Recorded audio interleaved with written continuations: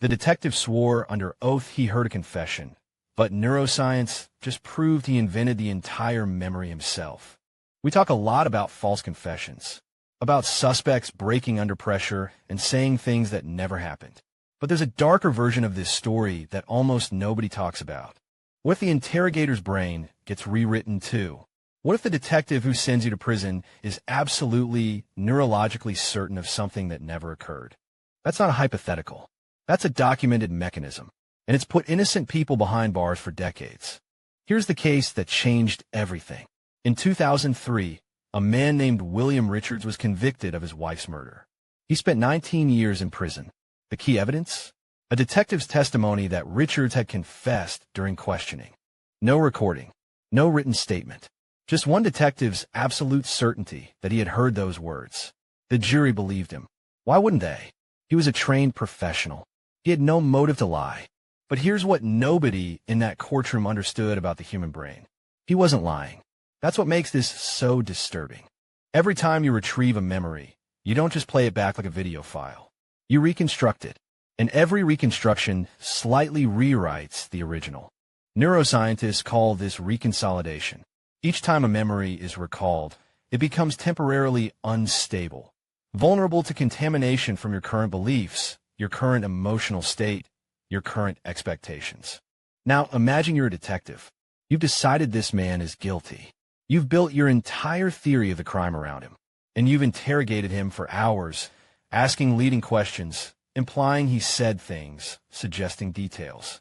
Every time you rehearse that interrogation in your own mind, every time you write your report, every time you brief your supervisor, every time you testify, you are reconsolidating that memory. And each cycle, your leading questions creep closer to actual admissions. But that's not even the strangest part. The brain doesn't just blur the line between question and answer. It erases it entirely. A 2019 study out of the University of Lund tested exactly this with trained law enforcement officers. They conducted mock interrogations and then debriefed the officers 48 hours later. Officers who had used highly suggestive questioning showed measurable distortion in what they reported the subject had said. They weren't exaggerating for effect. Their recall was genuinely, measurably different from the audio recording. They heard confessions that existed only in the questions they had asked. And the more experienced the officer, the more confident they were, even when they were wrong. That detail should stop you cold. Here's where it gets worse. The interrogation style most likely to produce false confessions in suspects. The Reid technique, highly confrontational, highly suggestive, is also the style most likely to contaminate the interrogator's own memory. The same psychological pressure that breaks a scared suspect down also rewires the detective's recall. Both people leave that room with memories of things that didn't happen. One goes to prison. The other goes to testify. Think about what that means for every high-profile wrongful conviction where the only evidence was an officer's testimony about what was said in that room. Back to William Richards. When his case was finally reviewed, DNA evidence cleared him. But the detective didn't recant.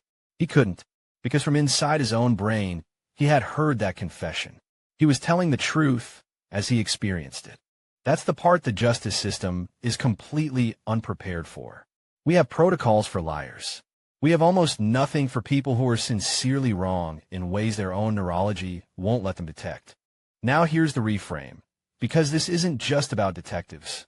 This mechanism is running inside every one of us, every single day.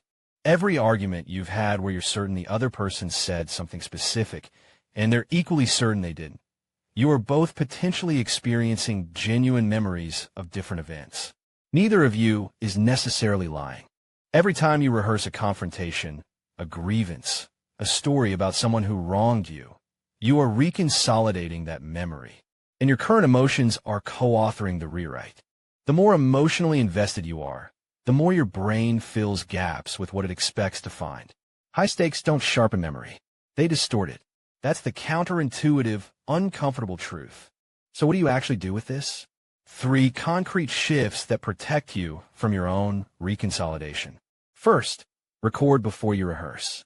The moment something significant happens, a conversation, a confrontation, anything you might need to recall accurately, Write the raw details down immediately before you've analyzed them or told anyone.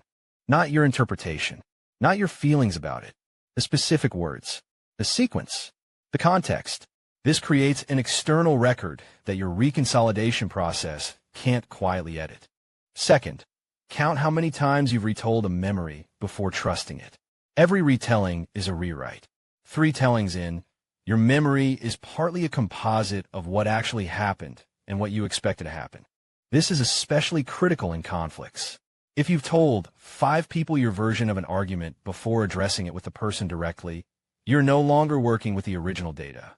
Third, and this is the one that pays off the loop I opened at the start, learn to distinguish between confidence and accuracy. They feel identical from the inside. That's the whole problem. The detective wasn't faking certainty. The certainty was real. The memory was not. High emotional stakes produce high subjective confidence.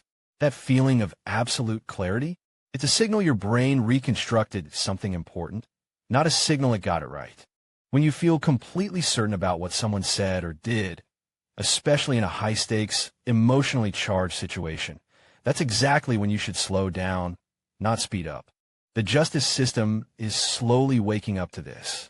Mandatory recording of all interrogations is now law in a growing number of jurisdictions precisely because of cases like Richard's. The audio can't reconsolidate. The human brain can't stop. But the deeper lesson isn't about interrogation rooms. It's about the quiet, continuous way your memory rewrites its own history every time you access it, and how certain it makes you feel while doing it. Your memory is not a record. It's a story your brain keeps revising, and the author has a bias toward whatever you already believe. If this unsettled you the way it should, follow this channel and like the video.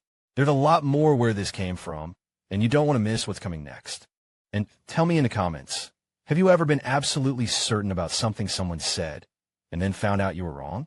How different was what you remembered from what actually happened?